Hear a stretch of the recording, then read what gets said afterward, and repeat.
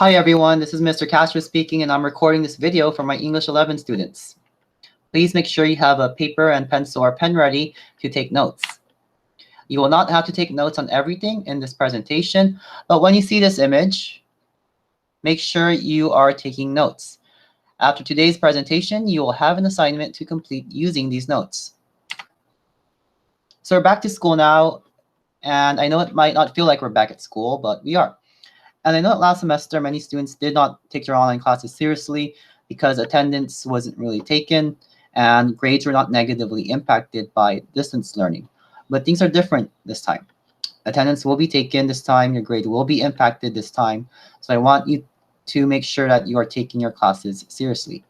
This can also be a good opportunity to help you develop into a more responsible person, because if you can learn how to be successful independently in an online class, it will help you be more successful in a traditional in-person class, because in some ways an online class can be more challenging. Here are 5 norms for virtual class. We will be meeting online like this 3 times a week, so it is essential that we have some class norms, just like how in a traditional regular classroom you do have class norms to follow. So please write down the 5 norms. You only need to write down the bolded text, not the sentence below each norm. The first norm is to get on 5 to 10 minutes early. That way, if you experience any technical issues logging into Google Meet, you will have time to restart your computer or reach out to your teacher for support. The second norm is to mute your microphone. If more than one microphone is turned on at the same time, it can become difficult to hear the speaker. However, please keep in mind that I might call on a random student to read aloud or answer a question. If I do call on you, you are expected to unmute yourself. So make sure you're following along at all times during class. If you have any questions or comments at any point during class, you're always welcome to type them into the chat box during the Google Meet. Norm number 3 is to use a headset so that you can hear better. Norm number 4 is optional but encouraged. The class becomes a lot more engaging when people have their camera on. During a lecture presentation, it doesn't really make sense for everyone to have their camera on. It's not really necessary. But if we're having a discussion as a class, it becomes a lot more interesting if we all have our camera on. That way we know who we're speaking to and we're not just talking to a blank screen. And lastly, norm number 5 is to exhibit appropriate behavior and comments at all times. An online class is still a class, and you do not want to get in trouble for acting immaturely. So you want to make sure you are acting appropriately at all times.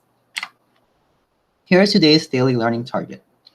By the end of this lesson, you will be able to demonstrate knowledge of class policies and expectations from Mr. Castro's class, self-care techniques, and how to be successful in an online class, as evidenced by completing the online class orientation assignment. As mentioned earlier, you will have to complete an assignment using the notes that you're taking for this presentation to make sure you are taking good notes. To introduce myself to you guys, my name is Mr. Castro. I actually attended San Ysidro High School a long time ago as part of the first graduating class, the class of 2006. I earned my bachelor's degree in social work from SDSU, my Master of Arts in Teaching from Point Loma Nazarene, and I have experience teaching English to all grade levels ranging from 6th grade up to 12th grade. I've taught at various schools in San Diego, including a virtual charter school. My first teaching position many years ago was actually at an online charter school, so this isn't my first time teaching online. Some of my favorite hobbies include hiking, mountain biking, traveling, and reading. My favorite place to travel is Japan, and Harry Potter is my favorite book series. Okay, so now let's go over my policies and expectations. Hopefully by now you guys are starting to become more familiar with our daily schedule. All that information that you see on the right-hand side, make sure to write that down in your notes. You don't have to take notes on the chart, but you do have to take notes on what you see on the right-hand side. So let me go ahead and explain to you guys our daily schedule. Every Monday through Thursday is a block day. Every Monday and Wednesday, you have periods 1, 2, and 3. Every Tuesday and Thursday, you guys have periods 4, 5, and 6. That's very similar to your normal schedule in school. The first part of each block period will be a class meeting, which might consist of a presentation or lecture or class discussion. And the second part of class will be time for you to complete and turn in your classwork assignment for that day. Every Friday is a full menu day, so each period is about 30 minutes. You'll have all your classes on Friday, and Friday is more of a time for intervention or reteaching. So if the teacher feels like a lot of students in the class need some reteaching for a particular concept, then that would be the time for the teacher to provide that reteaching. Or maybe the teacher might notice that a lot of students are understanding what's being taught, but it's just a small number of students that need some extra support. Then the teacher, after taking attendance at the beginning of the period, might dismiss most of the class and ask a small group of students to stay behind to help them. So it really varies on Friday, but you still want to make sure you're logging into all of your classes on time on Friday because your teachers will still be taking attendance. Attending classes every day, Monday through Friday, is mandatory because attendance will be taken. Lastly, you will notice if you look at the chart that every Monday through Thursday, office hours are available before and after school. So if you feel like you need extra support, you are welcome to stop by your teacher's virtual office before or after school. This is kind of like if you need extra help in school, you might stop by your teacher's classroom during lunch or nutrition break or before or after school. If you need extra help in this online environment, you're welcome to stop by your teacher's online office before or after school, Monday through Thursday. So let's talk about grades. There are two major categories for grades. 20% of your grade is based on classwork. It might not seem like much, but it really does make a difference. So you want to make sure to complete each day's assignment. At the end of the semester, it really does make a significant impact. It could be the difference between an F and a D minus, a D plus or a C minus, C plus or a B minus. So you want to make sure to complete every assignment to the best of your ability because every point matters. Exams, essays, and projects determine 80% of your grade. Obviously, these assignments matter a lot, so you want to make sure to take them very seriously. Even one missing assignment in that category could significantly lower your grade, or even a poorly completed assignment in category could severely impact your grade.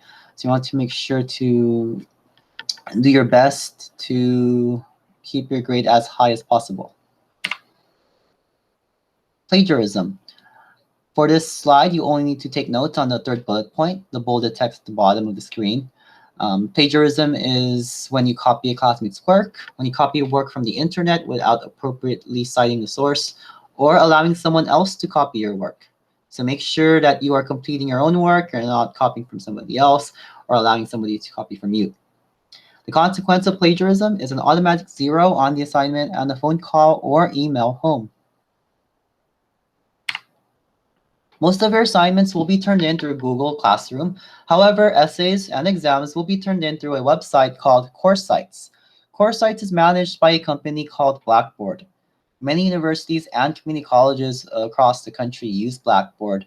When assignments are submitted through Blackboard or Course Sites, they are automatically scanned for plagiarism.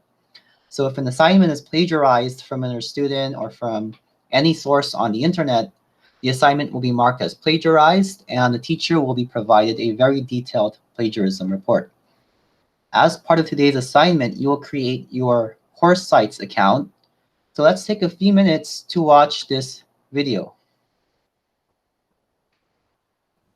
Hi everyone, this is Mr. Castro speaking and I'm recording this video for the students of San Isidro High School. So in this video, you are going to find out how to register for a Course Sites account. The first thing you will need is a registration link from your English teacher. You will need a specific registration link because once you sign up for an account through that specific registration link, you will be automatically registered for your English teacher's class. So once you have that registration link from your English teacher, you will copy and paste that into the browser. And let's just wait a moment for the page to load. And then once you see register for course sites at the top of the page, you will start typing in your information. So your first name, last name, and your email address. Now this can be your personal email address, or it could also be your school email address. It doesn't really matter which one, as long as you have access to the email. Next, for the username, you want to pick something that you will remember. I would suggest that you write it down and then save it so you can log in the future.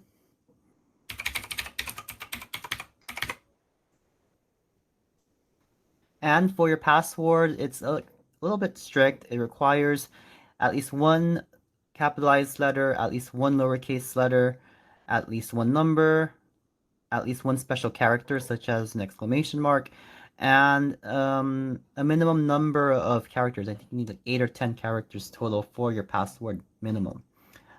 So as a suggestion, I would suggest using capital S, lowercase y as your password, followed by your 8-digit birth date, followed by an exclamation mark.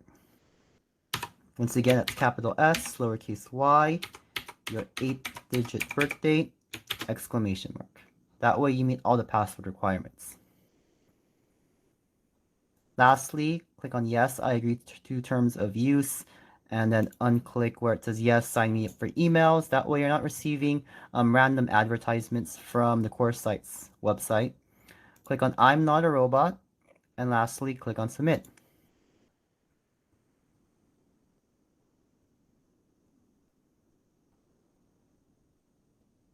And let's just wait a moment. So now we can sign in with our new account.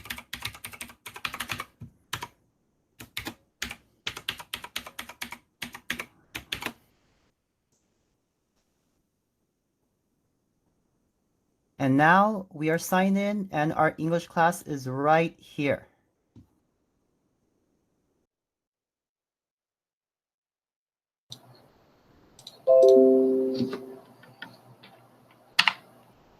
Once you have created your course sites account, you will be able to attend my office hours.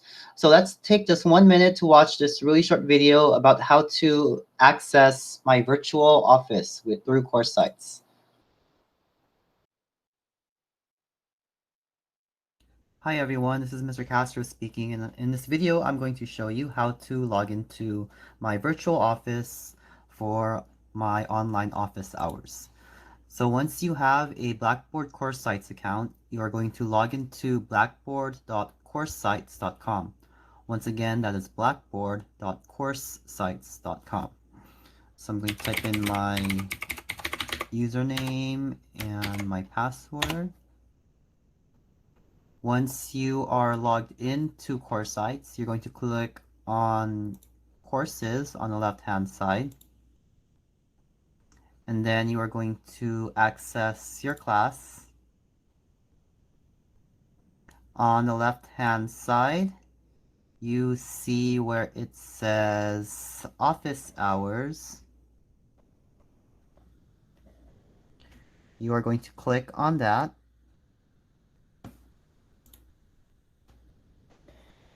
And then you are going to see where it says office hours. Go ahead and click on that.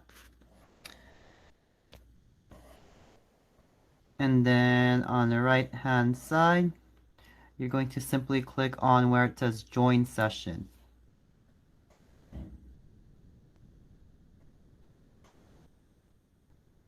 And now we are in the virtual office.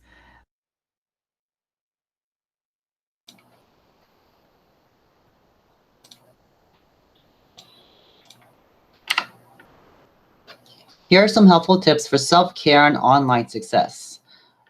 So you want to write down that subtitle in your notes, tips for self-care and online success. Self-care and online success go hand in hand. Failure to take care of yourself will negatively impact your ability to succeed in an online class. So you want to make sure that you are staying healthy and active at home. Here are 6 helpful tips for self-care and online success.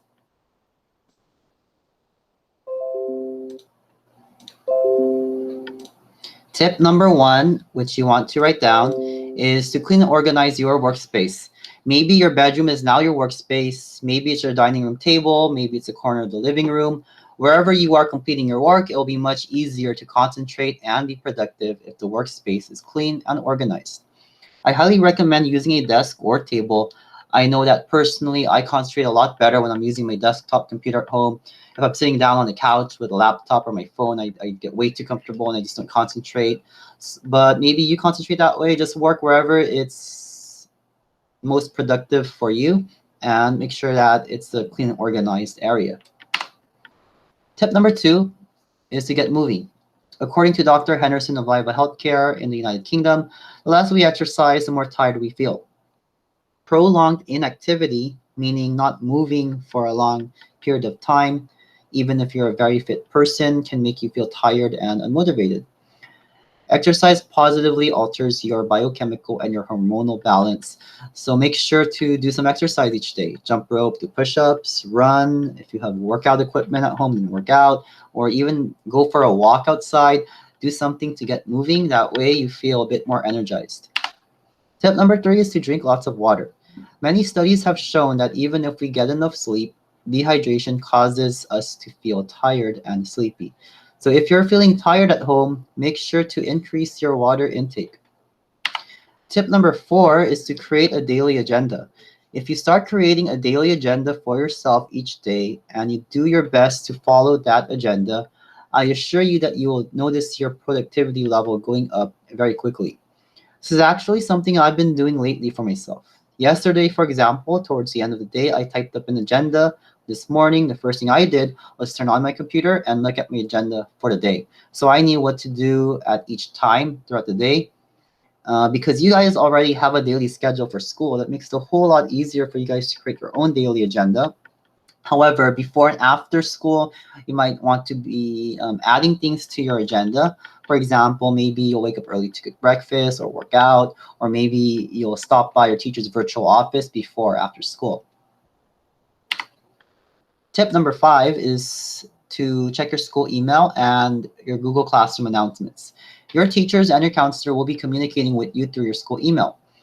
You'll also be receiving important school and district announcements in your school email. I will be communicating with you guys through school email and Google Classroom. So make sure to check your email and your Google Classroom every day and respond to email messages promptly.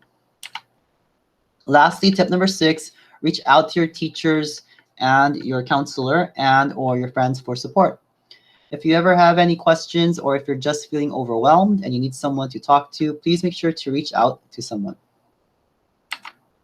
And that's it for today's lesson. For today's assignment, you guys need to go to the classwork section of our Google Classroom and open this assignment. This assignment has 2 parts. For part 1, you simply need to answer the questions. For some of the questions, you will need your notes from today's lesson. For part 2 of the assignment, you will need to create your course sites account. On the announcements page of our Google Classroom, you will find a link at the very top of the announcements. So click on that link, scroll down, and where it says English 11 students, click on that link to take you to the course sites registration page. You must register for course sites for this assignment to be fully completed. On this page, you'll also see the video that we watched earlier that explains step by step how to register for course sites. So feel free to rewatch that video if needed. And that's it for the video. Just as a recap, you need to go to the classwork section of Google Classroom, open up the Google Doc, answer the questions for part 1. For part 2, simply create your course sites account. Once your course sites account has been created, I will see your name on my course sites roster of students. And then you can submit your assignment to Google Classroom. If you have any questions at all, feel free to email me. Thank you, everybody. Have a great day.